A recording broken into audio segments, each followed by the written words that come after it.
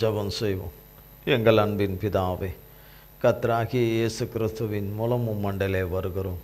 தந்தையே, இந்த நாளுக்குரிய வார்த்தையாகிய எங்கள் தேவாதி தேவனே, கத்தாதி கத்தாவே, ராஜாதி ராஜாவே, இயேசு மகாராஜாவே, எங்கள் ஜீவப்பமே, ஜீவ தண்ணீரே, எங்கள் ஜீவ ரத்தமே, எங்கள் ஜீவ வசனம் ஆவியுமாய் இருக்கிற எங்கள் நித்திய ஜீவனானவரே, நித்திய ஜீவ வசனங்கள் உம்மிடத்தில் தானே உண்டு. உம்மை தவிர வேறு ஒருவரிடத்திலும் இதை கிடையாதே. எங்கள் ஆதியும் மந்தமும் தொடக்கமும் முடியுமாய் இருக்கிற சர்வ சிருஷ்டிகரே, எங்கள் சர்வ வல்லமுள்ள தேவனே, உம்மிடத்திலிருந்து எங்களுக்கு வரணும். அதை எங்களுக்கு இந்த பூமியிலே எங்களுக்கு சரியாக நேர்த்தியாக செம்மையாய் வழிநடத்தி தரக்கூடியவர் தந்தையாகிய பரிசுத்த ஆவியானவராகிய தகப்பனை தவிர இந்த உலகத்தில் வேறு யாரும் உம்மிடத்திலிருந்து சத்தியத்தை எங்களுக்கு எடுத்துரைக்க முடியாது, கொடுக்கவும் முடியாது. தகப்பனாகிய இயேசு மகாராஜாவே, முது பரிசுத்த நாமத்தினாலே தந்தையாகிய ஆவியானவரே, தகப்பனை பாதம் பணிந்து அழைக்கிறோம். தந்தையாகிய ஆவியானவரே, வருவீராக பொறுப்படுத்திக் கொள்வீராக. வேளையும் நேரத்தையும் பொறுப்படுத்திக் கொள்ளும். மண்ணோட்டை மறைத்து கொள்ளும். மாம்சம் இரத்தமும் வேதத்தின் நீர்கூடாதவைகளும் புறம்பானவைகளும் ஒருபோதும் ஒரு காலமும் என்னிலே இராதபடி தகப்பனாகிய இயேசு கிறிஸ்துவின் நாமத்தின் அக்கினினாலும் இரத்தத்தின் அக்கினினாலும் அல்லேலூயா என்னிலே வேரோடு சுட்டரிக்கப்பட்டு போவதாக. தந்தையே, உம்முடைய நாமமும் இரத்தமும் வார்த்தையும் வசனமும் உம்முடைய கிருபா வரங்களும் உம்முடைய சாரமும் சத்தமும் உம்முடைய தெய்வீக தன்மையும் தெய்வீக வல்லமையும் உம்முடைய கிருபையும் அன்பும் மன்னிப்பும் உம்முடைய மனம் உருக்கமும் ஆண்டவரே, உம்முடைய பேரன்பும் உம்முடைய வெளிச்சமும் ஜீவனும் ஆண்டவரே, அல்லேலூயா, உம்முடைய நித்திய ஜீவ ஒளியும் வல்லமையும் பலனும் என்னையும் உம்முடைய பிள்ளைகளை ஆண்டவரே லைவில் இணைந்திருக்கிற யாவரையும் முற்றுமுடிய ஆட்கொள்வதாக, ஆளுகை செய்வதாக. எங்கள் பிதா குமாரன் பரிசுத்த ஆவியானவராய் மூவராய் ஒன்றாய் இருக்கிற எங்கள் இயேசு மகாராஜாவுடைய நாமம் மட்டுமே மகிமைப்படுவதாக. உமது கரத்திலே கொடுக்கிறோம், பொறுப்படுத்திக் கொள்ளுங்க. இயேசு கிறிஸ்துவின் மூலம் ஜெபிக்கிறோம் பிதாவே. ஆமீன், ஆமீன், ஆமீன். கர்த்தருடைய நாமத்திற்கு ஸ்தோத்திரம். கர்த்தராகிய தேவன் நமக்கு கடந்த வாரத்திலிருந்து சொல்கிறார், அவன் நுகத்தை முறித்து உன் கட்டுகளை அறுப்பேன் என்று. அவன் நுகத்தை முறித்து உன் கட்டுகளை அறுப்பேன் என்று இந்த வார்த்தையை நமக்கு கொடுத்து அதன் அடிப்படையிலே தான் தேவ ஆவியானவர் நம் ஒவ்வொருவரோடு கூட பேசிக்கிட்டு வரார். நாகும் 1ஆம் அதிகாரம்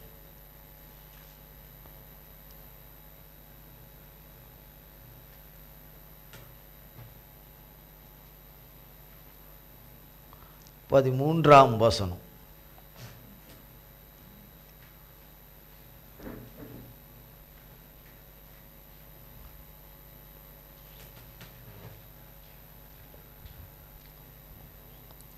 இப்போதும் நான் உன்மேல் இருக்கிற அவன் நுகத்தை முறித்து உன் கட்டுகளை அறுப்பேன்.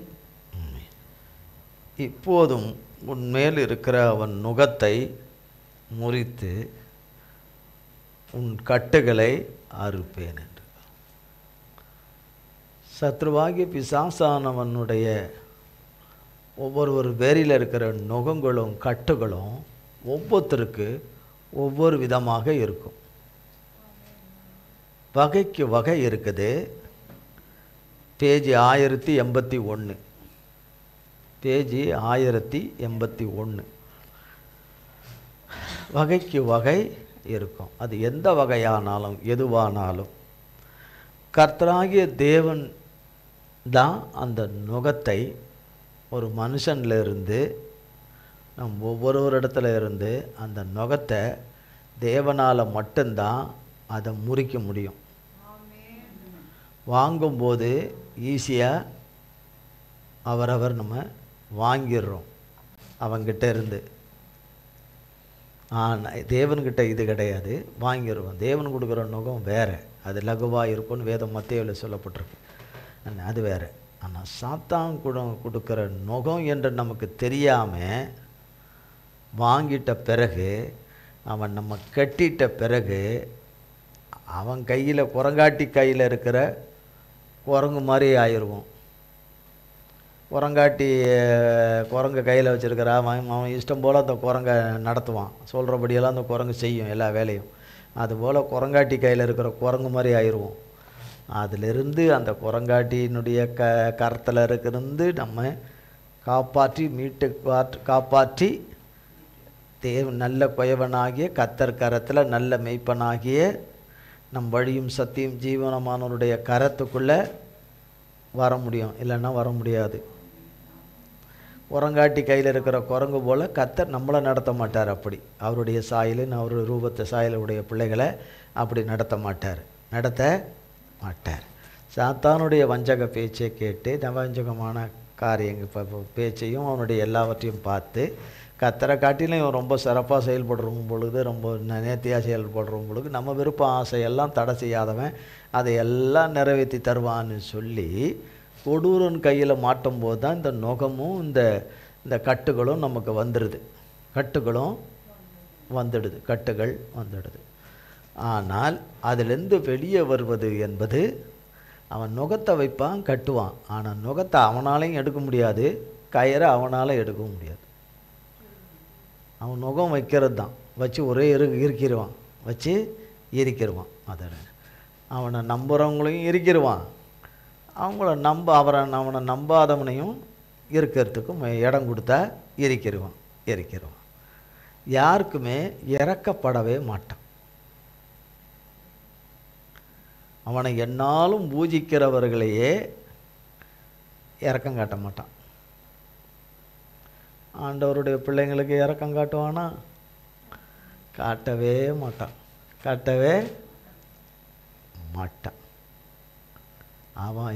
அவனுடைய இதுவே நீங்கள் என்ன கவனி, சாத்தானாகி என்ன கவனி, எனக்கு எல்லாம் செய், எனக்கு எல்லாம் கொண்டு வா, எனக்கு எல்லாமே செய், என்ன நல்லா கவனி, உனக்கு இஷ்டமானதெல்லாம் நீ செய், உன் கண்ணு இச்சித்ததெல்லாம் செய், அதில் ஈடுபடு, உன் மனம் இச்சதும் உன் மனம் விரும்புகிறதெல்லாம் நீ செய், நான் உன்னை தடை செய்யவே மாட்டேன். ஏன்னா சாத்தான் விருப்பமே அதுதான்.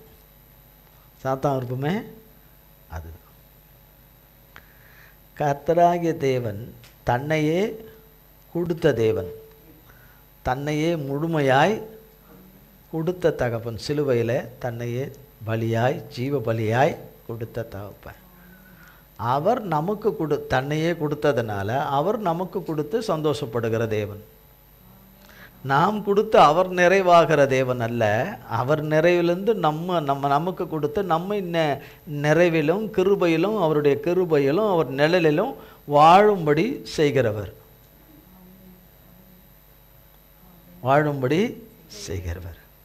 ஆனால் இதில் நிறைய போராட்டங்கள் உண்டு, யுத்த களங்கள் உண்டு. நாம் நினைக்கிறபடியெல்லாம் இல்லாத வகையிலையும் இருக்கும். ஆனால் அவருக்கு தெரியாமல் எதுவும் இருக்காது, அவருக்கு மீறி எதுவும் நடந்துராது. சகலமும் அவராலே ஜெயமாக மாறும். யாரால? ஜெய கிறிஸ்து இயேசுவாலே மாறும் என்று என் வாயில் நான் சொல்லணும்.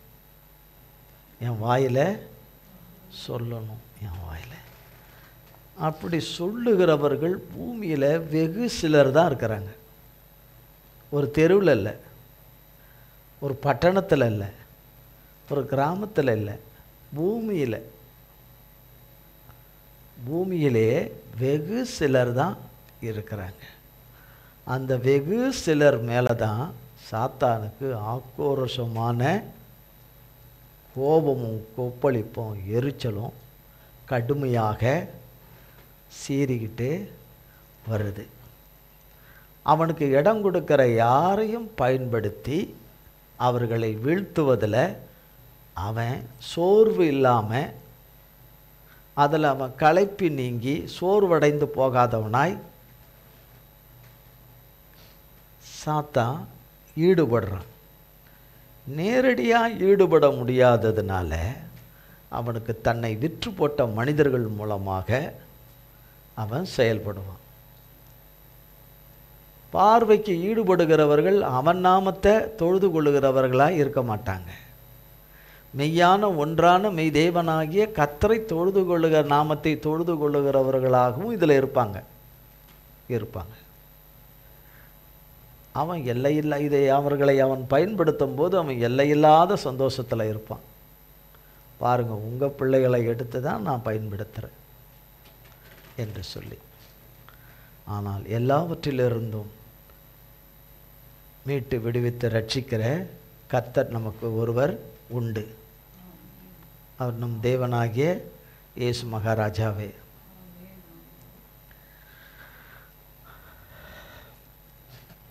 அப்போஸ்தலர் நடபடிகள் 19ஆம் அதிகாரம் 11, 12.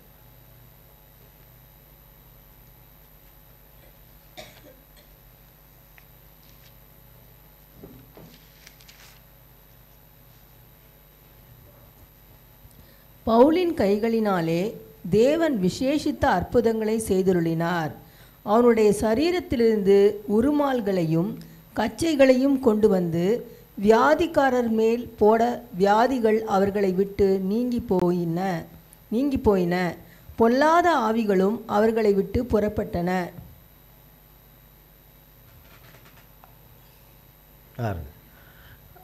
பவுலின் கையினாலே தேவன் விசேஷித்த அற்புதங்களை செய்தருளினார். அவனுடைய சரீரத்திலிருந்து உருமல்களையும் கச்சைகளையும் கொண்டு வந்து வியாதியஸ்தர்கள் மேல் போட வியாதிகள் அவர்களை விட்டு நீங்கின. பொல்லாத ஆவிகளும் அவர்களை விட்டு புறப்பட்டு போயின. சாத்தான் யாருன்னு பிடிச்சி வச்சிருந்த பிள்ளைகளை, தேவன் சிருஷ்டித்திருந்த பிள்ளைகளை, கட்டுகளில் பிடித்து வைத்திருந்த பிள்ளைகளை கர்த்தருடைய வல்லமை பவுல் பயன்படுத்தின கர்ச்சிப் மூலியமாக, பவுல் யூஸ் பண்ண கர்ச்சிப்பை எடுத்து இப்படிப்பட்ட பிரச்சனையில் எப்பேற்பட்ட வியாதியஸ்தர்களாக இருந்தாலும், வியாதிகளாக இருந்தாலும்,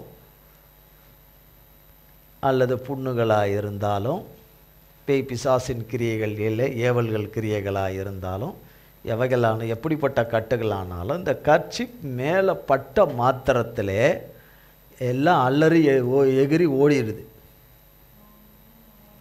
இது பவுலுடைய வல்லமையா கர்த்தருடைய வல்லமையா? கர்த்தருடைய வல்லமை. கர்த்தருடைய வல்லமை பவுலுக்குள்ளே இருக்குது. பவுல் பயன்படுத்துகிற கர்ச்சிப்புலையும் இருக்குது. கர்த்தர் பவுலை விட்டு கடந்து போயிட்டாருன்னா பவுலுக்குள்ளேயும் அந்த வல்லமை இருக்காது, அந்த கர்ச்சிப்புலையும் அந்த வல்லமை இருக்காது. வல்லமையான தேவனாகிய, சர்வ வல்லமை உள்ள தேவனாகிய கர்த்தருடைய வல்லமை அதில் இருக்கிறதுனால அது யார் மேலே படுதோ அவங்க அற்புத சுகத்தை பெறுகிறார்கள். அற்புத சுகத்தை பெறுகிறார்கள். அந்த அவர்கிட்ட இருக்கிற அந்த கர்ச்சிப்பை நம்ம எடுத்துகிட்டு போய் வீட்டில் கொண்டு போய் வச்சுக்கிட்டா, அவருக்கு எவ்வளோ கர்ச்சிப் பண்ணாலும் வச்சுக்கலாமே, வாங்கி நமக்கு ஒன்று கெடுத்தா போதுமே. அதை எடுத்துன்னு போய் வச்சுட்டா நம்ம எப்பெல்லாம் வியாதி வருதோ, எப்பெல்லாம் பேய் பூச்சிக்குதோ, அப்போல்லாம் நம்ம உடம்பு மேலே அந்த கர்ச்சிப்பை தூக்கி போட்டா என்ன ஆகிடும்?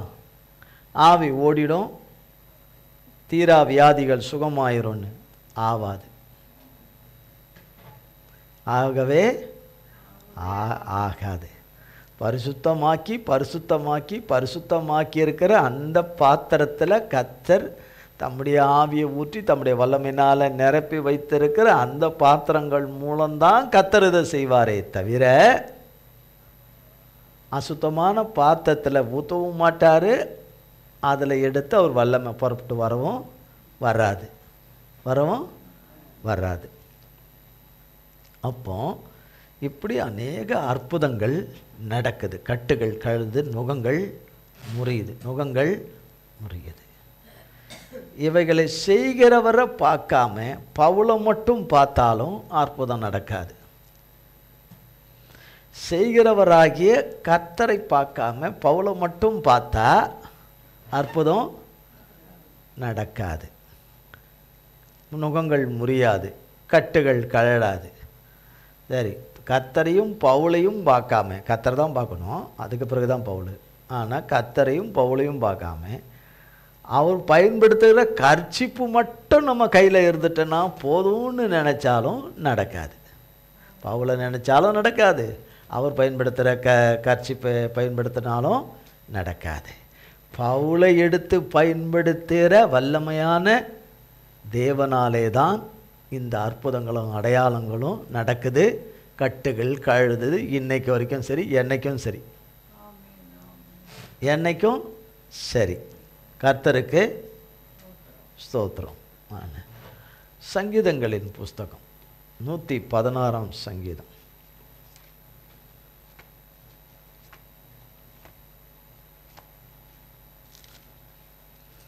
பதினாறாம் வசனம்.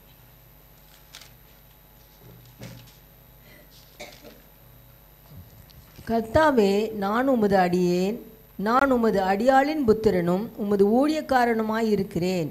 என் கட்டுகளை அவிழ்த்து விட்டீர். தாவீது ராஜா சொல்றார், கர்த்தாவே, நான் உமது அடியேன், நான் உமது அடியேன், உமது அடியாளின் புத்திரனும் உமது ஊழியக்காரனுமாய் இருக்கிறேன். என் கட்டுகளை அவிழ்த்து விட்டீர், என் கட்டுகளை அவிழ்த்து விட்டீர் என்று சொல்றார். சங்கீதம் 129 சங்கீதம் 4 வசனம்.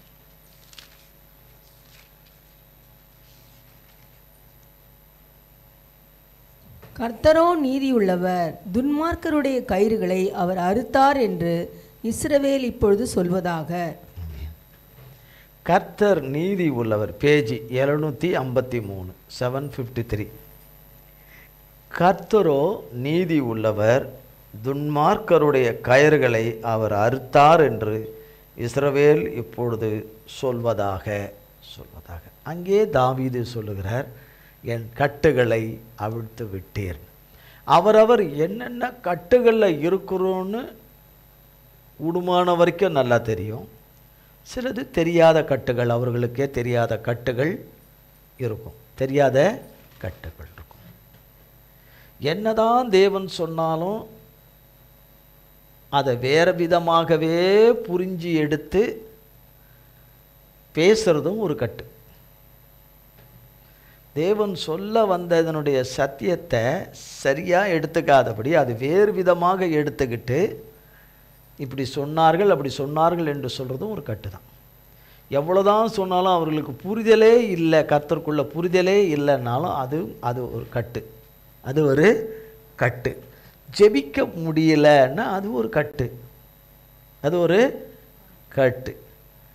அரை மணி நேரம் ஜெபம் பண்ணணும்னு நினச்சேன், 10 நிமிஷத்தில் தான் என்னால் ஜெபம் பண்ண முடிஞ்சதுன்னா அதுவும் ஒரு கட்டு. நல்லா ஸ்தோத்திரம் பண்ணணும், ஸ்தோத்திர பலி பண்ணணும்னு நினைக்கிறேன், அதனால் என்னால் பண்ண முடியலைன்னா அதுவும் ஒரு கட்டு. அநேக மணி நேரம் இருந்து கர்த்தர் கொடுத்துருக்கிற நேரத்தில் வேதத்தை வாசிக்கணும், தியானம் பண்ணணும்னு நினைக்கிறேன், ஆனால் அதன்படி செய்யாமல் இருக்கிறேன், அது ரொம்ப குறைவாக செய்கிறேன், அதுவும் ஒரு கட்டு, அதுவும் ஒரு கட்டு. பரிசுத்த வேதாகமும் கையில் இருக்கும்போது நான் செல்லில் நான் வேதம் வாசிப்பேன் என்று நான் அதிக முயற்சியும் பிரயத்தனம் பண்ணுவதும் கட்டு, அதுவும் ஒரு கட்டு. தேவ வசனத்தை பரிசுத்த வேதாகமத்தில் நான் தேடி தடவி அது என் கண்கள் அதை உலாவி, கண்கள் அதன் மேலே உலாவி, என் கரங்கள் அதன் மேலே தேய்த்து அதை நான் தடவி பார்த்து அதை நான் கண்டுபிடிப்பது நல்லது. அதை நான் செல்லில் டெக்ஸ்ட் பண்ணி நான் மிக ஈஸியாக அதை எடுக்கணும் என்று நான் முயற்சி செய்து அதிலே பழகுவது அது ஒரு கட்டு, அது ஒரு கட்டு. ஈஸியாக நான் எதையும் கர்த்தர் கொடுத்ததில் யோசித்து தேடி இதனுடைய ஆழங்களில் போய் வேதத்தின் ஆழங்களுக்குள்ளே போய் தேவன் கொடுத்த கண்ணை எனக்கு கண்கள் தேவனாலே பரிசுத்தமாக்கப்பட்ட பார்க்க தேவனுடைய கொடுத்த கண்களும் மூளையும் சிந்தையும் பரிசுத்தமாக்கிட்டே வரும். கர்த்தரை நான் நேரடியாக தொட முடியலனாலும் வேதாகமத்தின் எழுத்துக்கள், ஜீவ எழுத்துக்கள் மூலமாக அதனுடைய தொடுதல்கள் மூலமாக அவரை நான் தொட முடியும். ஏசப்பாவை இதில் தான் தொடலாம். அவர் இருக்கிற வண்ணமாகவே இருந்து அவரை நான் தொடணும்னா நான் செத்துருவேன். நான் செத்துருவேன். அவர் மகா பரிசுத்தர், சேரக்கூடாத ஒடியிலே வாசம் பண்ணுகிறவர், கிட்ட கூட போக முடியாது, அப்படி பசுமாயிருவேன். அவர் தன்னை எல்லாவற்றிலும் குறைத்து தன் மகிமையை, தன்னுடைய எல்லாவற்றையும் அத்தனை குளோரியையும் குறைத்து, மிக அவர் வல்லமையெல்லாம் குறைத்து ஒரு சின்ன இதுவாக வந்தவர் தான் ஏசப்பா. அப்படி இருந்தே அவரை நெருங்க முடியாது. அப்படிப்பட்ட ஒரே சர்வ வல்லமுள்ள தேவன். நம் ஒவ்வொருவருடைய கட்டுகளும் கட்டுகளிலிருந்து வெளியே வர முடியாதபடி இருக்கிற காரியங்களை பார்க்கும் பொழுது சர்வ வல்லமுள்ள தேவனால் நம் வாழ்க்கையில் செய்ய முடியாதவரை போல காணப்படுகிற தேவன் எல்லாவற்றையும் செய்து முடித்தார் என்று நாம் சொல்லும்படியாக வைப்பார். நான் எதுலையுமே விடுபடலை, எதுலையுமே சுகமாகலை, எதுலையுமே நன்மை இருக்கிற மாதிரி தெரியல. ஆனால் நன்மையாகி அவரை நான் சொல்லி கொண்டு வரும்போது, விடுவிக்கிறவராகி அவரை சொல்லி கொண்டு வரும்போது, மீட்கிறவராகி விடுவிக்கிறவராகி ரட்சிக்கிறவராகி அவரை குறித்து சொல்லி கொண்டு வரும்போது, அற்புதங்களை அதிசயங்களை செய்கிறவரை குறித்து சொல்லி கொண்டு வரும்போது, வார்த்தையில் உண்மை உள்ளவரை நான் வாயை திறந்து சொல்லி கொண்டு வரும்போது, சத்தியம் தவறாதவரை சத்தியபரனை குறித்து சொல்லிக்கொண்டே அவர் வார்த்தையை சொல்லிக்கொண்டே வரும்போது, சொல்லிக்கொண்டே அவரை துதித்து துதித்து சோத்தரித்து நன்றி செலுத்தி சொல்லிக்கொண்டே வரும்போது, அது மெய்யாகவே மெய்யாகவே உண்மையாகவே அவராலே அது காட்சியாய் மாறிடும். நாமளும் கர்த்தருக்கேற்ற பரிசுத்த பிள்ளைகளாக அவருக்கு முன்னாடி காட்சியாக மாறிடுவோம். அவரால் அவர் சொன்னதும் நமக்கு காட்சியாக மாறிடும், காட்சியாய் மாறிடும். அப்போ இந்த நுகம் எங்கே போச்சு, இந்த கட்டு எங்கே போச்சு? இப்போ அது எப்படி அறிகிறோம்? ஒரு சிலர் ரொம்ப ஜெபம் பண்ணவே முடியல, இப்போ ஜெபம் பண்ண முடியுது. இப்போ வேதம் வாசிக்க முடியலாமல் இருந்தது, இப்போ நல்லா வேதம் வாசிக்க முடியுது. வேதத்தின் மேலே விருப்பம் வந்திருக்குது, வாசிக்கணும்னு விருப்பம் வந்திருக்குது. செல்லில் இல்லை, வேதத்திலிருந்து வாசிக்கணும்னு விருப்பம் வந்திருக்கு. தனிமையில் எனக்கு பாடணும்னு விருப்பம் வந்திருக்குன்னு, பாட்டுனா எனக்கு ரொம்ப இஷ்டம், அதனால் தனிமையாக பாடணும்னு விருப்பம் வந்திருக்கு. இப்போ எனக்கு வேதத்தில் இருந்து நான் படிக்க படிக்க அதை எழுதணும் என்று எனக்கு விருப்பம் வந்திருக்கு. இப்போ எனக்கு ஒரு நேரமாவது உபவாசித்து ஜெபம் பண்ணணுன்ற ஒரு எண்ணமும் விருப்பமும் எனக்கு வந்திருக்குது. அப்படின்னா ஒரு கட்டிலிருந்து விடுதலை ஆகிட்டே வரும். பேசுகிறதில் சரியாக பேசக்கூடியதில் இப்போ நல்லா பழகிட்டு வரேன். அதுலேயும் கட்டுகளில் எனக்கு நிறைய கழுது, நிறைய கட்டுகள் போகுது. அவநம்பிக்கையான வார்த்தைகளையும் நெகட்டிவான வார்த்தைகளையும், நான் மற்றவர்களை காயப்படுத்துகிற வார்த்தைகளையும், நான் பேசுகிறது சரி, நான் நடந்துக்கிறது சரி, என்னுடைய பார்வையிலேயே நான் பரிசுத்தத்தை நான் காட்டுகிற தேவன் அப்படின்னு சொல்லி நான் எல்லாமே தேவனுக்கு விரோதமாக நான் நடக்கிற நடக்கைகள் எல்லாம் மாறி, கனிவான வார்த்தைகளும் அன்பான வார்த்தைகளும் காயங்கட்டுகிற வார்த்தைகளும் நேர்த்தியான பரிசுத்த வார்த்தைகளுமாய் என் வாயிலிருந்து புறப்படும்படியாய் இந்த கிருபை கிடைச்சிருக்கு. அதுவும் கட்டுகளிலிருந்து விடுதலை. கர்த்தரை நம்புறதுல நம்பிக்கையில் வளர்ந்து வர்றதும் கட்டுகளிலிருந்து விடுதலையாகி வர்றதும் ஒன்று. கர்த்தர் கொடுத்துருக்கிற சுகத்தையும் நாங்கள் இந்த இவ்வளவு சுகம் கொடுத்துருக்காரு, இன்னும் சுகத்தை கொடுத்துருவார் என்று சொல்கிறதும் நம்ம கட்டுகளிலிருந்து விடுதலை தான். அதுக்கு பிறகு கட்டுகளே இல்லாத ஒரு வாழ்வு தருவார். கட்டுகளை நமக்கு அவர் தரல, கட்டுகளை நாம் சம்பாதித்தோம். ஆனால் சிலுவையில் தன்னையே கொடுத்து இரத்தத்தை சிந்தி மனுமக்களை சம்பாதித்த கர்த்தருடைய தூய இரத்தத்தினால மீட்கப்படும் போது கர்த்தர் இவைகள் எல்லாவற்றிலிருந்து மீட்டு கொண்டு வந்தார். எல்லா சாபங்கள்லேருந்து, தரித்திரங்கள்லேருந்து, எல்லா பிணியிலேருந்து, நோயிலிருந்து எல்லாமே ஒரு கட்டு தான். எல்லாமே தரித்திரம், காரியங்கள் வாய்க்காமல் இருக்கிறது எல்லாமே ஒரு கட்டு. அந்த கட்டெல்லாம் அவர் உள்ளே வரும்போது எல்லாமே பூசுக்கப்பட்டு போயிடும். நான் இருக்கிறபடியே இருப்பேன், என்னில் எந்த மாற்றமும் உண்டாகக்கூடாது. என் பேச்சில், நடக்கலை, என் சுதத்தில், கர்த்தருக்கு கீழ்ப்படுகிறதில்ல, கொடுல. ஆனால் கர்த்தரை குறித்து நிறைய பேசுவேன். ஆனால் கர்த்தர் விரும்புகிறபடி இருக்க, கர்த்தர் எதிர்பார்க்கிற விருப்பத்தின்படி அந்த மாற்றம் எனக்குள்ளே வராமல் இருக்கும். வராமல் நான் விடாமல் இருப்பேன். ஆனால் கர்த்தர் எனக்கு எல்லாவற்றையும் செய்யணும்னா செய்ய மாட்டார். கர்த்தருக்கு என்னை விட்டு கொடுக்க கொடுக்க கொடுக்க கொடுக்க அவர் கிரியை செய்துக்கிட்டே வருவார். ஒரு நாளிலே அவருக்கு நேர்த்தியான ஒரு பாத்திரங்களாக அவரவர் கர்த்தருடைய கரத்தினாலே பயன்படுத்தப்படுகிற நல்ல பரிசுத்த பாத்திரங்களாக, கர்த்தருக்கு ஏற்ற பாத்திரங்களாக, கர்த்தருடைய இருதயத்துக்கு உகந்த பாத்திரங்களாக மாறிடுவோம். இப்படி தான் மாறுவோம். இப்படி தான் மாறுவோம். நம்ம இருக்கிறபடியே இருப்போம், அப்படியே ஜுப்புன்னு மாறிடுவோம்லாம் அப்படிலாம் கிடையாது. அப்படிலாம் கிடையாது. இன்னொருக்காக இன்னொருத்தர் ஜெபிக்க முடியாதவங்களுக்கு இன்னொருத்தருக்காக ஜெபிச்சுக்கிட்டே வரும்போது அவங்க வாழ்க்கையிலும் அந்த மாற்றங்கள் வந்துடும். நிச்சயமாய் வரும். கர்த்தர் உயிரோடு கூட இருக்கிறார். நமக்காக தான் மரணமே இல்லாதவர் மரணத்தை நமக்காக சம்பாதித்த மரணத்தை அழிக்க, மரணத்துக்குள்ளே கடந்து சென்று மரணத்தை ஜெயமாக விழுங்கி அவர் உயிரோடு எழும்பினார். அவர் உயிரோடவே தான் இருக்கிறார். ஆக உயிருள்ள ஒரே தேவனை தான் நம்ம வழிபடுறோம். நமக்கும் மற்றவங்களுக்குள்ள பெரிய வித்தியாசம். சர்வ ஜீவனின் அதிபதியை தான் நாம் ஆராதிக்கிறோம். என்னென்றைக்கும் சதா காலங்களுக்கும் உயிரோடு கூட இருக்கிறவரை தான் ஆராதிக்கிறோம். தம்முடைய ஒரே பேரான குமாரனையே பாராமல் அவரையே இந்த உலகத்தில் நமக்காக சிலுவையில் தகுதியற்ற நமக்காக சிலுவையில் அவரையே கொடுத்து அவர் மூலமாய் அன்பு கூர்ந்த தேவனை தான் நாம் ஆராதிக்கிறோம். இயேசு கிறிஸ்துவின் மூலமாய் ஆராதிக்கிறோம். ஆமென். அவர்களுக்கு அவர்கள் வாழ்க்கையில் இருக்கிற நம் வாழ்க்கையில் இருக்கிற நுகங்களை கர்த்தர் முற்றிலுமாய் முறிச்சிருவார். அந்த நுகம் ஒவ்வொருத்தருக்கும் ஒவ்வொரு விதமாக இருக்கும்.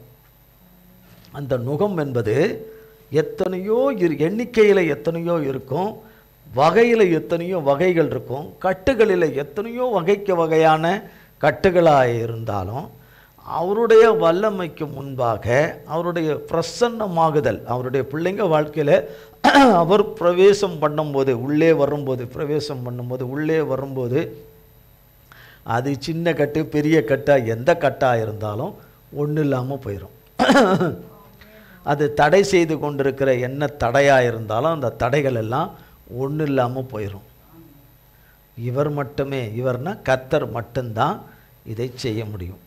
146 சங்கீதம் 7 வசனம்.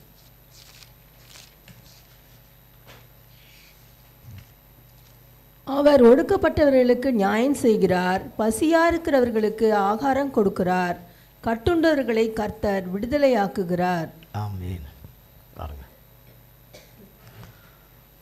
ஒடுக்கப்பட்டவர்களுக்கு நியாயம் செய்கிறார், பசியா இருக்கிறவர்களுக்கு ஆகாரம் கொடுக்கிறார்.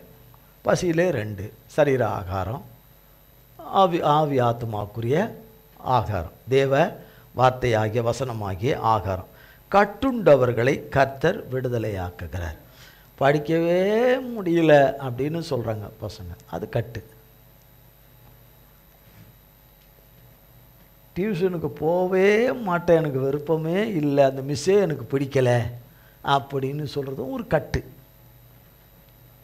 அது ஒரு கட்டு. படிச்சுட்டு வந்து எனக்கு எதுவுமே ஞாபகத்துக்கே இல்லைன்னு சொல்கிறது அது ஒரு கட்டு. காலையில் எழும்பி பள்ளிக்கூடத்துக்கு கிளம்பி போகவே இஷ்டம் இல்லை என்றதும் ஒரு கட்டு. இதெல்லாம் படிக்கிற பசங்களுக்கு கட்டு. படிக்க வேண்டிய நேரத்தில் உட்காந்து படிக்காதபடி அந்த நேரத்தை எல்லாம் முழுதுமாக கடத்தி ஏமாத்துறதும் ஒரு கட்டு. தனக்குத்தானே ஏமாத்துகிற ஒரு கட்டுகள். பள்ளிக்கூடம் போகாமலே போனேன்னு சொல்கிறது அது இன்னொரு வகையான கட்டு. இப்படி படிக்கிறவர்களுக்குரிய கட்டு, அப்படி வேலைக்குரியவங்களுக்குரிய கட்டுகள், வியாபாரத்துக்குரியவங்களுடைய கட்டு, ஊழிய பாதையில் கட்டு, குடும்ப வாழ்வில் கட்டு, இப்படி ஏராளமான கட்டுகள் நிறைய இருக்குது. வகைக்கு வகை இருக்குது. டிவியிலே உட்காந்துக்கிட்டு இருக்கிற கட்டு, யூடியூப்லேயே உட்காந்துக்கிட்டு இருக்கிற கட்டு, சமையல் கலை என்கிற போர்வையில் இருக்கிற கட்டு, சிலவற்றையெல்லாம் யூடியூப் மூலமா கற்றுக்கொள்ள வேண்டும், அறிந்து கொள்ள வேண்டும் என்ற கட்டு, எல்லாவற்றையும் அறிந்து கொள்ள வேண்டிய இடம் இங்கே தான் இருக்குது, வேதாகமத்தில் தான் இருக்குது.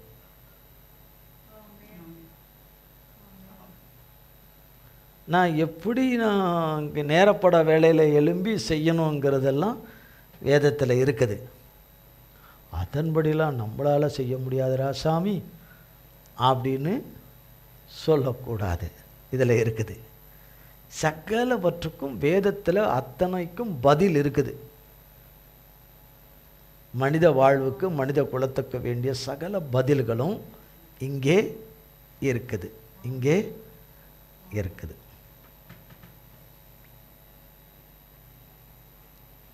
கடந்த சில நாட்களுக்கு முன்பாக ஒன்றை கண்டுபிடித்தார்களாம். ஒரு சில நாட்களுக்குன்னா ஒரு 2-3 எத்தனை நாள் தெரியாது.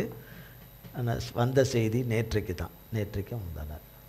என்ன, 5600 ஆண்டுகளுக்கு முன்பு, எத்தனை 5600 ஆண்டுகளுக்கு முன்பு வேதத்தில் எழுதப்பட்டிருக்கிற வார்த்தையின்படி கானானியர்கள் இருக்க, பைபிளில் இருக்குது, கானானியர்கள் அக்காலத்திலே அவர்கள் தான் பட்டாக்கத்திகளை செய்தார்கள் என்று, இரும்பிலே கத்திகளையும் பட்டயங்களையும் செய்தார்கள் என்று, அவர்கள் ஒரு பெரிய தொழிற்சாலையே அந்த காலத்திலே வைத்து அது அவர்கள் யுத்தத்துக்கு அதை எடுத்து பயன்படுத்தினார்கள் என்று. அது சமீபத்தில் கண்டுபிடித்திருக்கிறார்கள். வேதத்தில் சொல்லப்பட்டிருக்கிற வார்த்தைகள் இது மட்டுமல்ல, இன்னும் நிறைய வேதத்தில் சொல்லப்பட்டிருக்கிற அத்தனையும் சத்தியமானது, எல்லாம் உண்மையானது, நம்பத்தகுந்தது என்று அந்த ஃபேக்ட்ரியை கண்டுபிடித்து அதை டெலிகாஸ்ட் அதை காண்பித்தார்கள். அதை அந்த ஃபேக்ட்ரின்னு புரியத்துக்காக சொல்கிறான். அந்த ஃபேக்ட்ரின்னா அந்த காலத்தில் இருக்கிற ஒரு தொழிற்சாலை, தொழிற்கூடம், அது செய்கிற இடம், அது அதனுடைய பொருட்கள், அது செய்கிற உபகரணங்கள், அதனுடைய என்ன இதில் எடுத்து அதை செய்கிறார்கள், பட்டை தீட்டுகிறார்கள் என்று அதையெல்லாம் காண்பித்தார்கள். வேதம் எவ்வளவு சத்தியம் என்று. அது மாதிரி நிறைய சான்றுகள் எல்லாம் கொடுக்கப்பட்டு தான் வருது. அது தொடர்ந்து 2 நாட்களாக போட்டுக்கொண்டே வருகிறார்கள். இப்படி இருக்குது உண்மை, வேதத்தில் போடப்பட்டிருக்கிறது, வேதாகமத்தில் போடப்பட்டிருக்கிறதெல்லாம் உண்மை, அதில் எழுதப்பட்டதெல்லாம் உண்மை என்று. இப்போ வேதத்தின் நாயகனாகிய கர்த்தர் சிலுவையில் மரித்து உயிர்த்தெழுந்தது எவ்வளோ பெரிய உண்மையாக இருக்கும். ஆமென் இல்லையா? சங்கீதம் 181 சங்கீதம் 6ஆம் வசனம்.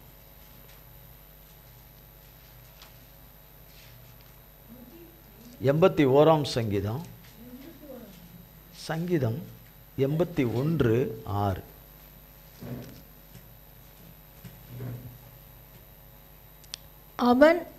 அவன் தோளை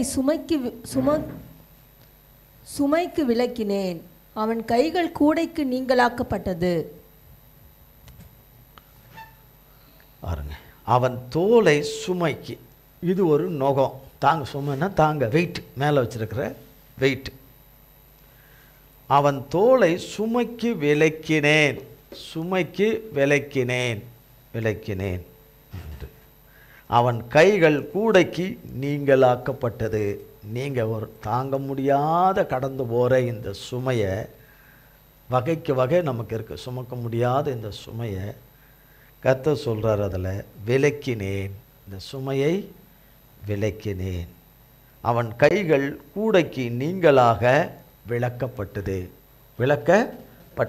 சங்கீதம் 107 சங்கீதம் 107.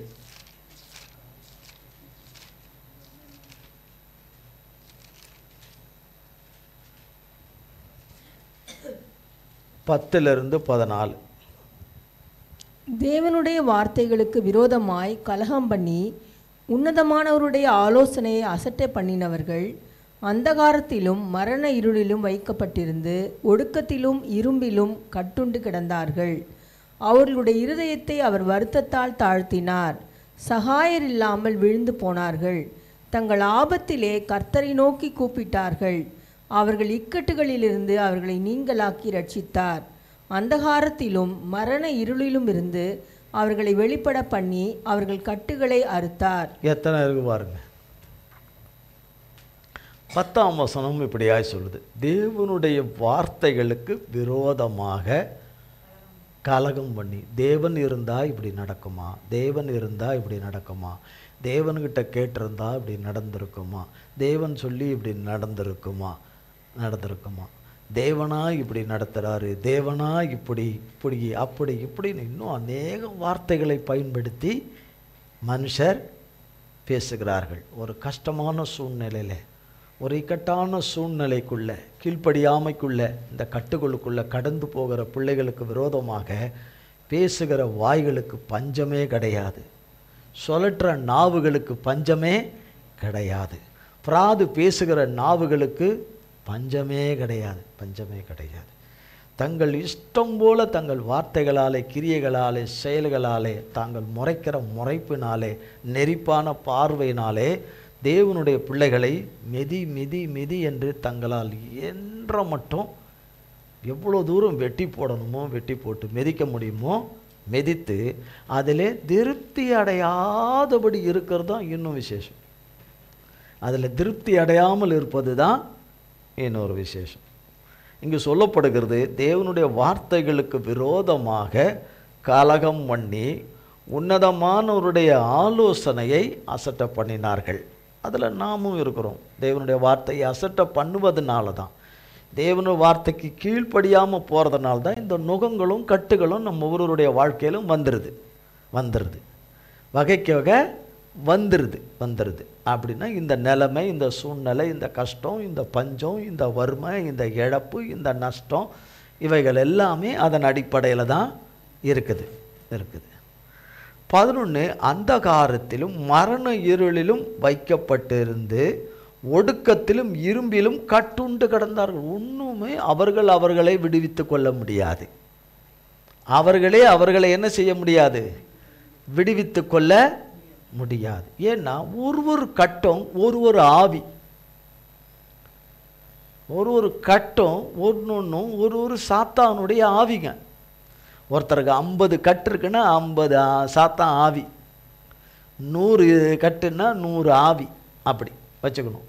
அப்படி ஒன்றுக்கும் ஒருத்தர் குடிக்கிறான், அதுன்னா அது ஒரு கட்டு.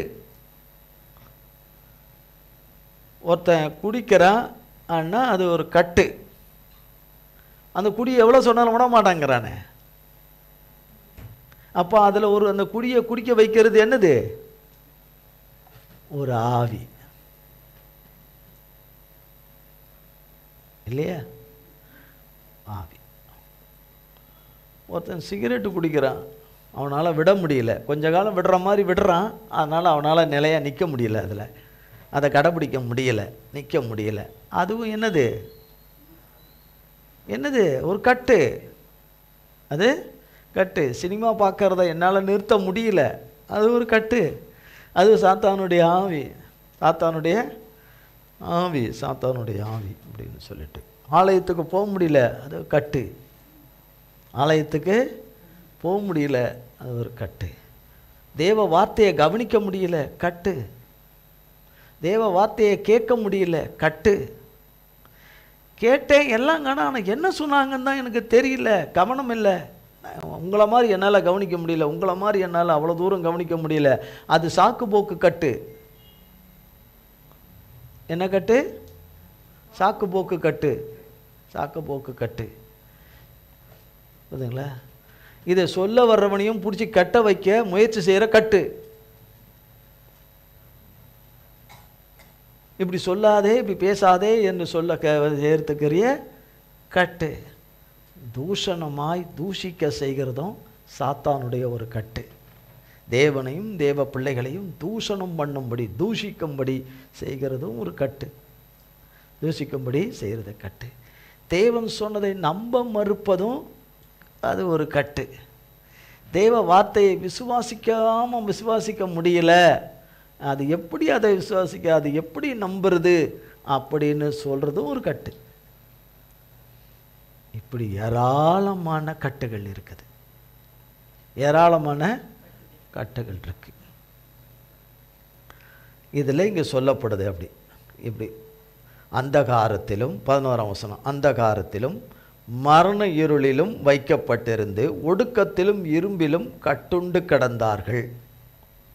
இப்போ கட்டுண்டு கிடக்கிறோம்ல, எவ்வளோ காரியத்தில் கட்டுண்டு கிடக்கிறோம் பாருங்க. 12 அவர்களுடைய இருதயத்தை அவர் வருத்தத்தால் தாழ்த்தினார், சகாயரும் இல்லாமல் விழுந்து போனார்கள், தங்கள் ஆபத்தில். இங்கே பாருங்க 13ஆம் வசனம், சங்கீதங்களின் புஸ்தகம் 107ஆம் அதிகாரம் 13ஆம் வசனம்.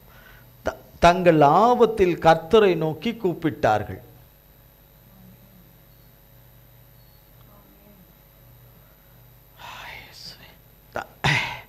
தங்கள் ஆபத்தில் கர்த்தரை நோக்கி கூப்பிட்டார்கள், அவர்கள் இக்கட்டிலிருந்து அவர்களை நீங்களாக்கி ரட்சித்தார்னு தான் போட்டிருக்கு. கர்த்தரை நோக்கி கூப்பிட்டுக்கிட்டு தானே இருக்கிறோம். நம்ம அத்தனை பேரும் கர்த்தரை நோக்கி தானே கூப்பிட்டுக்கிட்டே இருக்கிறோம். 1-2 பேர் சொல்கிறீங்க, மற்ற பேர்லாம் என்ன சொல்கிறேன்னே தெரியல. கூப்பிட்டார்கள் என்று அப்போ அவங்களுக்கு மட்டும்தானா? இன்றைக்கும் அவரை நோக்கி கூப்பிடுறவங்க இன்றைக்கி அதை காட்டிலும் கிருபையுள்ள, ஏசப்பாவால் கிருபையுள்ள ஒரு காலம் இது. அப்புறம் அவரை நோக்கி கூப்பிடுறாங்க, அவர்களை இக்கட்டுகளிலிருந்து அவர்களை நீங்களாக்கின டோட்டலாக ரட்சித்தார். 14 அந்தகாரத்திலும் மரண இருளிலும் இருந்து அவர்களை வெளிப்பட பண்ணி அவர்கள் கட்டுகளை அறுத்தார். அந்தகாரம்னா என்ன? கும் இருட்டு, கும் அப்படி ஒரு வாழ்க்கை, அப்படி ஒரு நிலைமை, அப்படி ஒரு சூழ்நிலை, வெளிச்சத்தை காண முடியாத ஒரு சூழ்நிலை, அதிலிருந்தும் வெளியே கொண்டு வந்தேன்னு சொல்கிறார். இதொன்று வந்தார், வெளிப்பட பண்ணி அவர்கள் கட்டுகளை கர்த்தர் அறுத்தார். அவர் கட்டுகளை அறுத்தார் அறுத்தார் என்று சொல்லி அப்போஸ்தலர் நடபடிகள் 16ஆம் அதிகாரம்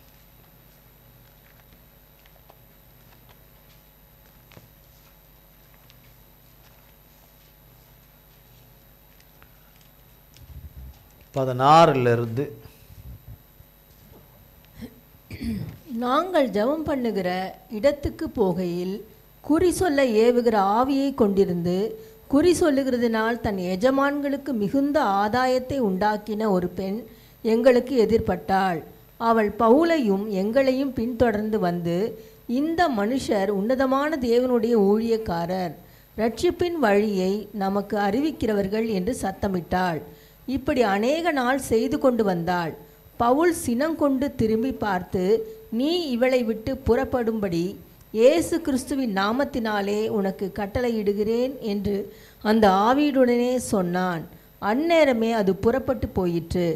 அவருடைய எஜமான்கள் தங்கள் ஆதாயத்து நம்பிக்கை அற்று போயிற்றென்று கண்டு பவுலையும் சீலாவையும் பிடித்து சந்தை வெளியிலுள்ள அதிகாரிகளிடத்தில் இழுத்து கொண்டு போனார்கள். ஒரு நிமிஷம் பாருங்க. 16ஆம் வசனம் இப்படி ஆரம்பிக்குது, நாங்கள் ஜெபம் பண்ணுகிற இடத்துக்கு போகையில். அப்போ பவுலை சேர்ந்தவர்களும் ஜெபம் பண்ணுற ஒரு இடத்துக்குன்னு போகிறாங்க. ஒரு ஆற்றங்கரை பக்கமாக ஒரு இடத்துக்கு, அங்கே தான் போய் ஜெபம் பண்ணுறது அவங்க வழக்கம். இந்த இடத்துல, இந்த பகுதியில் மட்டும், இன்னும் வேறெல்லாம் இல்லை, இந்த இடத்துல மட்டும் அப்படி போகிறது வழக்கம். அப்படி போகையில் குறி சொல்லுகிற ஆவியை உடைய ஒருத்தவங்க ஒரு எஜமான்கிட்ட வேலை செய்கிறாங்க. ஒரு எஜமான் ஒருத்தவங்கள வேலைக்கு வச்சுருக்கிறான். என்ன வேலைக்கு வச்சுருக்கிறான்? குறி சொல்கிற வேலைக்கு வச்சுருக்கிறான். குறி சொல்கிற ஆவி அவளுக்குள்ளே இருக்குது. அவன் அந்த லேடியும் அந்த ஆவி, அந்த குறி சொல்லுகிற ஆவியை வைத்து அவன் பிழப்பு நடத்துகிறான், வியாபாரம் பண்ணுறான், அதை வச்சு சம்பாதிக்கிறான். அதை வச்சு என்ன செய்கிறான்? அதை வச்சு என்ன செய்கிறான்? சம்பாதிக்கிறான். ஏன்னா அப்புறம் தான் தெரியும் என்னடா என்ன சொல்ல வர்றாங்கன்னு. எஜமான்களுக்கு மிகுந்த ஆதாயம்னா அவ்வளோ லாபம், அவ்வளவு. அந்த ஆவிக்கு சாப்பாடு போட வேண்டியதில்லை, அதுக்கு எதுவும் கூலி கீழிலாம் கொடுத்துடும். அந்த அம்மா அந்த ஆவியை எந்த மனுஷுக்குள்ளே இருக்கோ, எந்த நபருக்குள்ளே இருக்கோ, அவங்களுக்கு என்னவோ அதை மட்டும் தான் படி அளக்கணும். மற்றதெல்லாம் யாருக்கு? அது யார் எடுத்து பயன்படுத்துகிறானோ அவனுக்கு பேர் எஜமா, அவனுக்கு பேர் எஜமா. அவனுக்கு அதை மாதிரி நிறைய குறி சொல்கிற ஆவி உடையவங்களாம் நிறைய பேர் இருந்திருப்பாங்க. அதை வச்சு ஒரு பெரிய தொழில் ஆதாயமே ஒரு பண்ணிக்கிட்டு சம்பாரிச்சிட்டு ரொம்ப காலமாக இருக்கிறாங்க. அப்படி இருந்து கொண்டிருக்கிற ஒரு காலகட்டத்தில் 17ஆம் ஒரு பெண் இவருக்கு பவுலுக்கு எதிர்பட்டு, அது அவருக்கு நேர் எதிர்பட்டு வந்து 17ஆம் வசனம் பாருங்க, அவள் பவுலையும் எங்களையும் பின்தொடர்ந்து வந்து, இந்த மனுஷர் உன்னதமான தேவனுடைய ஊழியக்காரர், ரட்சிப்பின் வழியை நமக்கு அறிவிக்கிறார்கள் என்று சத்தமிட்டாள். இப்படி அநேக நாளாக சொல்லிக்கிட்டே வந்தாலாம். 18ஆம் வசனத்தில் இப்படி அநேக, அப்போ நல்லது தானே சொல்கிறா, இவங்களையும் நல்ல கனப்படுத்துகிற மாதிரி இருக்குது, கர்த்தரையும் உயர்த்தின மாதிரி அப்படி தெரியுது. ஒரு நாள் வந்தது அநேக நாள் செய்து கொண்டு வந்தால் பவுல் சினம் கொண்டு கோபம் கொண்டு இவளை விட்டு புறப்படுன்னு சொல்லிட்டார். அந்த ஆவியை, குறி சொல்கிற ஆவியை, இயேசுவின் நாமத்தினால நீ புறப்பட்டு போ. இப்போ நம்ம சொல்லலையா, தேவனுடைய ஆவி நம்ம கூப்பிடுது, தகப்பனுடைய அன்பின் ஆவி நம்ம கூப்பிடுது அவர்கிட்ட. நம்ம என்ன சொல்கிறோம்? நான் வரமாட்டேன்.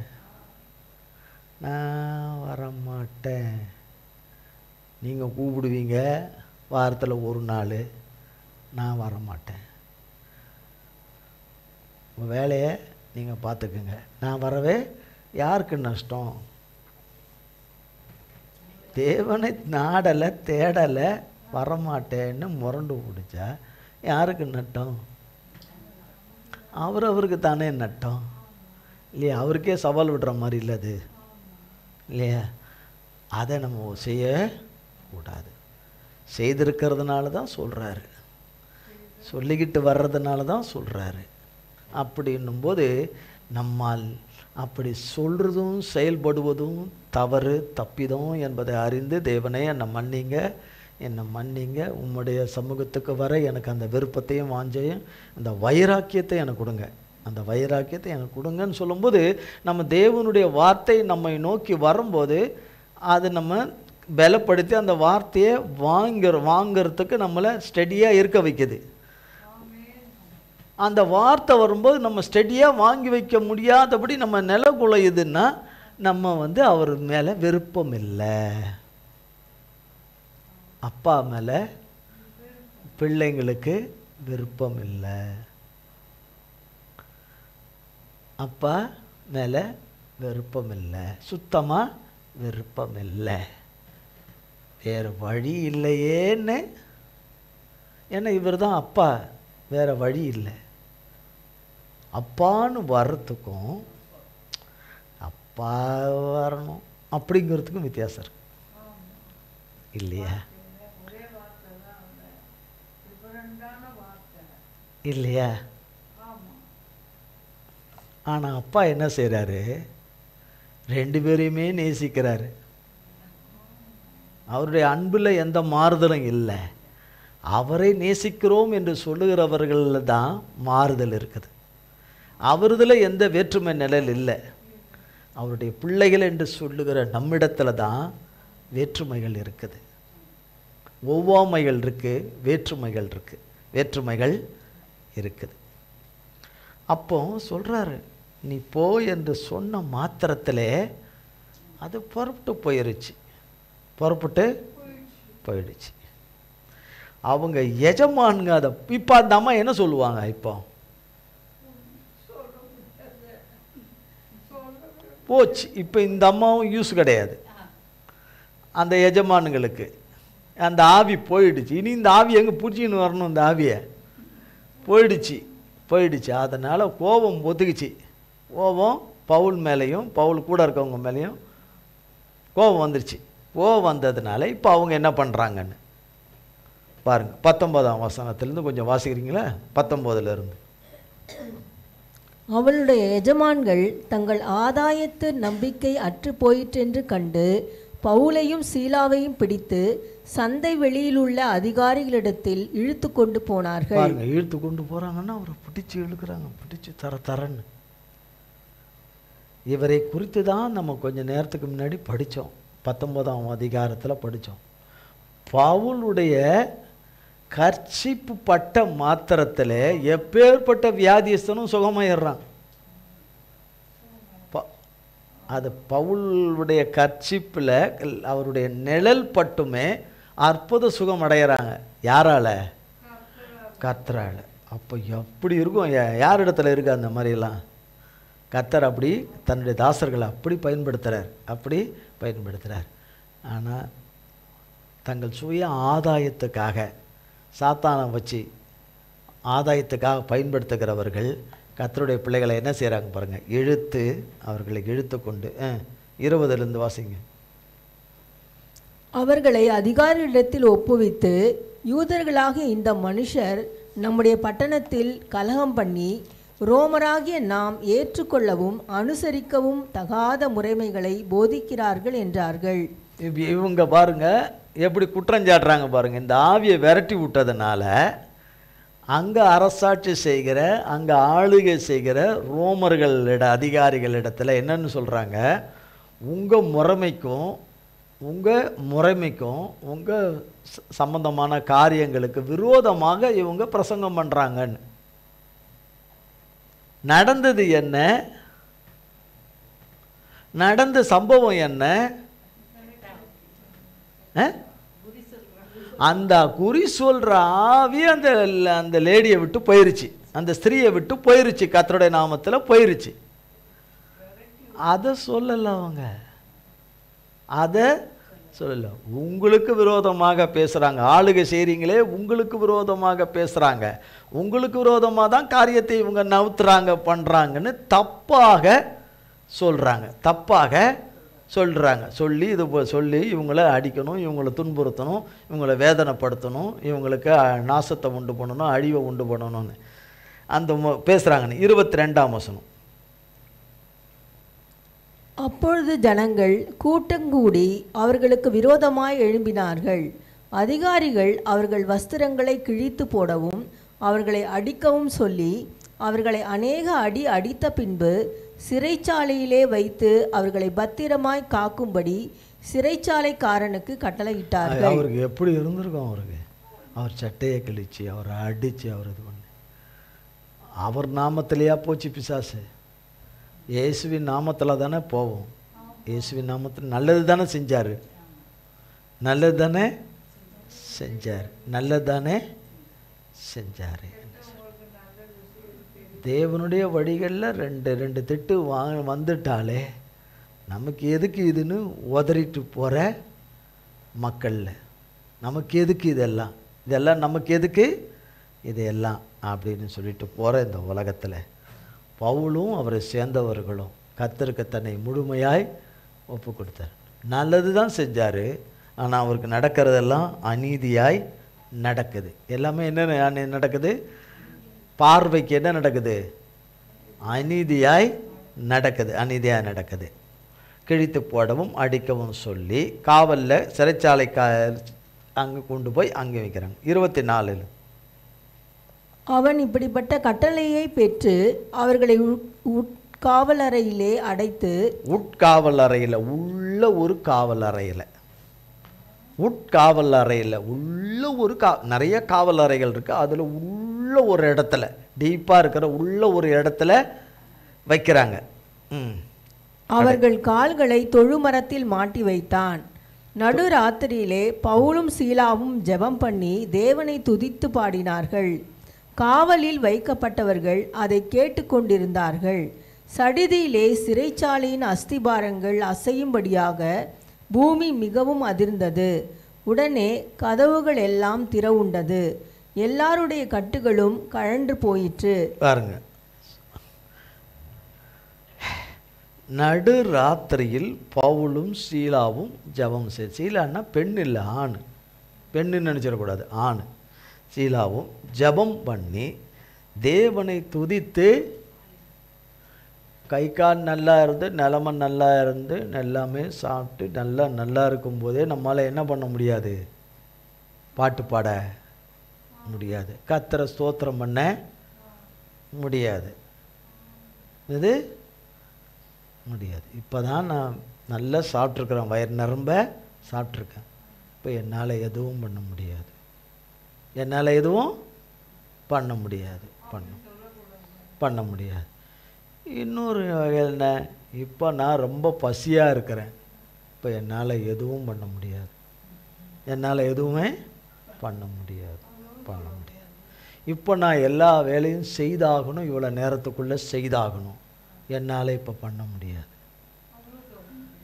நான் இன்றைக்கி முழுசும் எல்லாமே ஒரு பொட்டு கூட தூங்கலை, என்னால் பண்ண முடியாது, என்னால் பண்ண முடியாது, என்னால் பண்ண முடியாது. சரி, எல்லாமே சரியாக இருந்தால் எனக்கு பண்ணுற மூடு இப்போ இல்லை, எனக்கு பண்ணுறதுக்கு இப்போ மூடு இல்லை, என் மூடு சரியில்லை, எனக்கு சரியில்லை, எனக்கு சரியில்லை, அதனால் இப்போ பண்ண முடியாது. 24 மணி நேரம் முடிஞ்சிருச்சு. இப்படி 24 மணி நேரம் கழிஞ்சிக்கிட்டு போனால் எப்படி இருக்கும்? கழிஞ்சிக்கிட்டு போனால் எப்படிதான்? ஏற்கனவே துவச்சி தான் உள்ளே கொண்டாந்து வச்சுருக்காங்க, உள்ளே கொண்டாந்து வச்சுட்டானுங்க. அப்படி இருக்கிற சூழ்நிலையில் எப்படி ஒரு பாட்டை பாடி கர்த்தர் நல்லவர், வல்லவர், சர்வ வல்லவர், நம்ப தகுந்தவர்னு எப்படி பாட்டு பாடுறது? எப்படி பாட்டு பாடுறது? அவங்க ஆனால் பாடுறாங்க, அவங்க பாடுறாங்க. சடீதில் சிறைச்சாலை கதவு திறக்குது. இப்போ நீங்கள் இதை பார்த்தீங்கன்னா இதெல்லாம் வெளியரங்கமாக நடக்குது. இப்போ சிறைச்சாலை கதவு திறக்குதுன்னா அது வந்து கனவுல இல்லை, நிஜமாக திறக்குது, கனவுல இல்லை,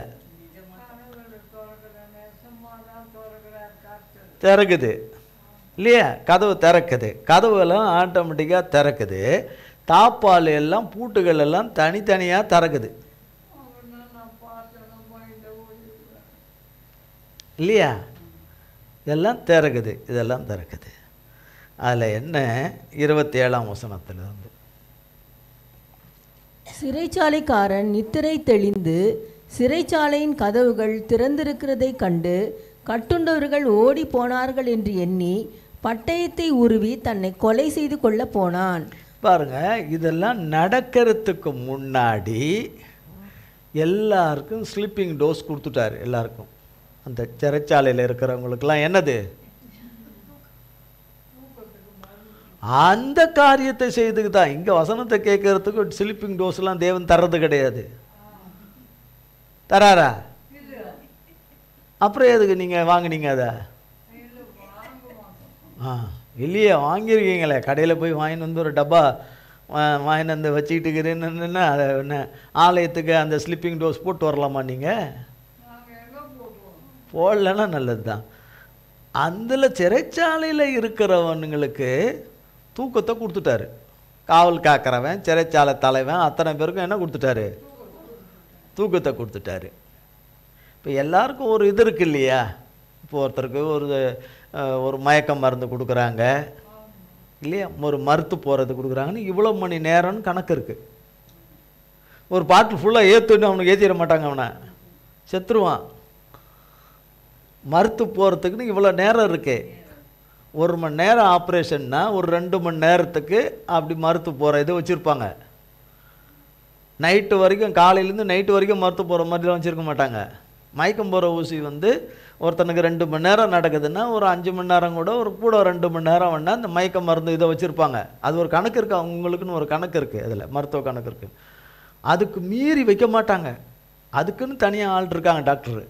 அந்த மருத்து போகிறதுக்குன்னு தனியாக ஆள் இருக்காங்க. ஒவ்வொன்றுக்கும் அது இதுக்கு தனித்தனி இருக்காங்க, எல்லோரும் ஸ்பெஷலிஸ்ட்னு இருக்காங்க. அவங்கெல்லாம் அதை கரெக்டாக அதை அசஸ் பண்ணி அதை கரெக்டாக இது பண்ணி தான் போடுவாங்க. தப்பாக பண்ணிட்டா உயிர் போயிடும். இங்கே இருக்கிற இந்த இவர்களுக்கெல்லாம் இந்த கட்டுகள் எல்லாம் கலண்டு இவங்கெல்லாம் பவுல் சீலாலாம் விடுதலை ஆகிற வரைக்கும் அவங்க தூங்கிட்டு இருக்கணும்.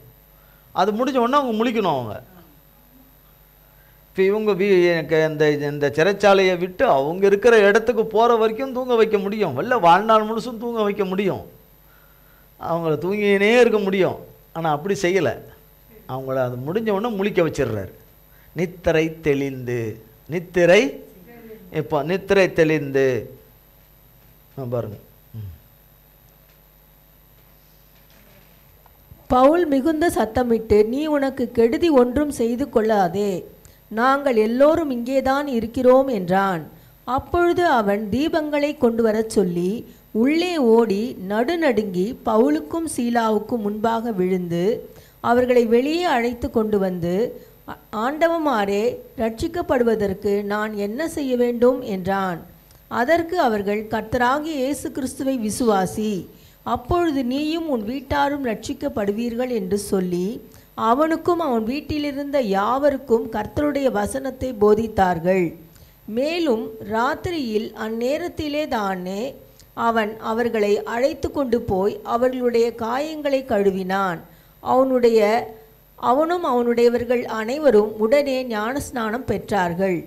பின்பு அவன் அவர்களை தன் வீட்டிற்கு கூட்டிக் கொண்டு போய் அவர்களுக்கு போஜனம் கொடுத்து தன் வீட்டார் அனைவரோடும் கூட தேவனிடத்தில் விசுவாசம் உள்ளவனாகி மனமகிழ்ச்சியாயிருந்தான்.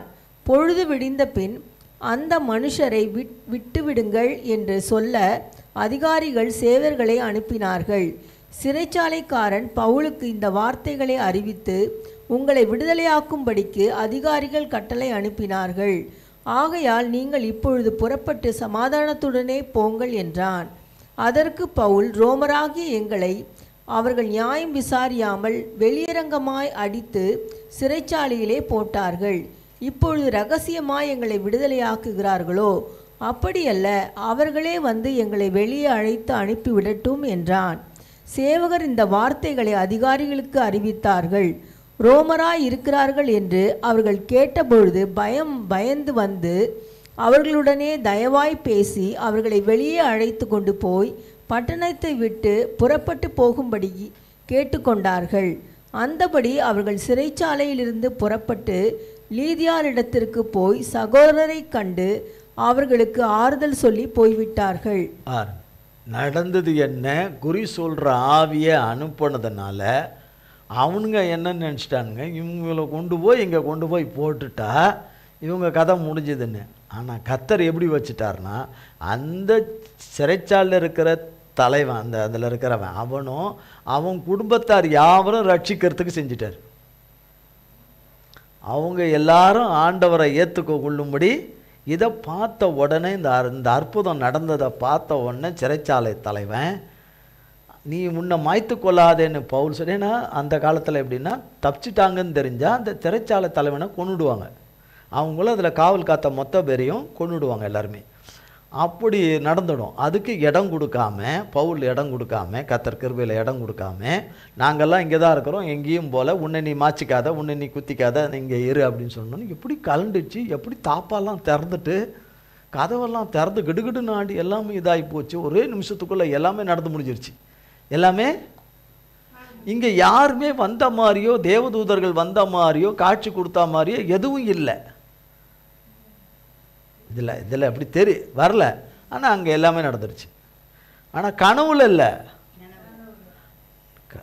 கண்ணு முன்னாடி நடந்து முடிஞ்சிருச்சு. அவன் அதை கண்டு, இந்த தேவனே எனக்கு வேணும்னு அவன் கேட்க, அவனுக்கு ஆண்டவருடைய சத்தியத்தை அவருக்கு அந்த யார் அடித்தாங்களோ கொண்டாங்களோ அந்த சிறைச்சாலை தலைவனையை வந்து ஆண்டவரை ஏற்றுக்கொண்டு அவரை கூட்டிகிட்டு போய் அடிபட்ட காயங்களை எல்லாம் தொடச்சி எடுத்து மருந்து போட்டு அவங்களுக்கு நல்ல ஆகாரத்தை கொடுத்து இன்னும் சத்தியத்தை எங்களுக்கு சொல்லித்தாங்கன்னு சொல்லி ஞானஸ்தானம் பெற்றுக்கொண்டு, என்ன ஸ்தானம்? முழுக்க ஞானஸ்தானமே எடுத்துட்டாங்க. எல்லாமே விடியகத்துக்குள்ளே எல்லாமே நடந்து முடிஞ்சிருச்சு. இவன் இப்படி இந்த சிறைச்சாலை தலைமை இனி அந்த சிறைச்சாலை இதில் வேலை செய்ய முடியாது. இப்படி ஏற்றுக்கொண்டான், எல்லாம் பண்ணான்னா பரவாயில்ல, அதுக்கு பிறகு நான் கடவுள் எனக்கு ஒரு நல்ல வேலையை கொடுப்பார், நல்ல ஒரு இதை கொடுப்பார், என் குடும்பத்தை பராமரிக்க கொடுப்பார் என்கிற அந்த தைரியம் அவனுக்குள்ளே வந்துட்டு எல்லாமே பயந்துட்டு அவங்கள முறையாகவும் விடுதலை பண்ணிட்டாங்க. முறையாகவும் விடுதலை செய்யும்படியாய் உண்டாயிற்று. அதனால் எப்போ நுகம் முறியும், கட்டுகள் அறுக்கப்படும் என்பது தெரியாது. ஆனால் நுகங்கள் முறியும் கர்த்தராலே, கட்டுகள் கர்த்தராலே அறுக்கப்படும். கர்த்தராலே கட்டுகள் கலண்டுடும், நொடி பொழுதில் கலண்டுடும், நுகங்கள் கலந்துடும், சிறையிருப்பின் கதவுகள் திறந்துடும், எல்லாமே திறந்துடும், கர்த்தராலே திறந்துடும். அவர் கட்டுகளை, அவர் நுகங்களை முறித்து கட்டுகளை அறுத்தார் என்று இஸ்ரவேல் சொல்வதாக. இஸ்ரவேல்னால் அவருடைய பிள்ளைகளாகிய நாம் சொல்வோமாக. நம் நுகங்களை முறித்து கட்டுகளை அறுத்தார் என்று கர்த்தர் செய்தார் என்று அவருடைய பிள்ளைகளை சொல்லும்படியாய் செய்கிற தேவனுக்கு கோடி கோடி ஸ்தோத்திரம். கர்த்தர் இந்த வார்த்தைகளை நம் ஒவ்வொருவருக்கும் பல கோடி மடங்காய் ஆசீர்வதிக்கவே ஆசீர்வதிப்பாராக. ஜெபம் செய்வோம். எங்கள் அன்பின் பரலோக பிதாவே, கர்த்தராகிய இயேசு கிறிஸ்துவின் மூலம் உம்மண்டையிலே வருகிறோம். தந்தையாகிய தேவனை மகா கிருபையும் இரக்கமும் தயவும் பாராட்டி, ஆண்டவரே, எவ்வளவேனும் பொய் உரையாதவர், சத்தியம் தவறாதவர், நிலைத்திருக்கிறவர், என்றென்றைக்கும் உயிரோடு கூட இருக்கிறவர், இந்த விலையேற பெற்ற எங்கள் தேவனாகிய கர்த்தர் எங்கள் கட்டுகளை யாவையும் நீர் அறுத்து நுகங்களை முறித்து உம்முடைய நாமத்தை மகிமைப்படுத்துவீராக.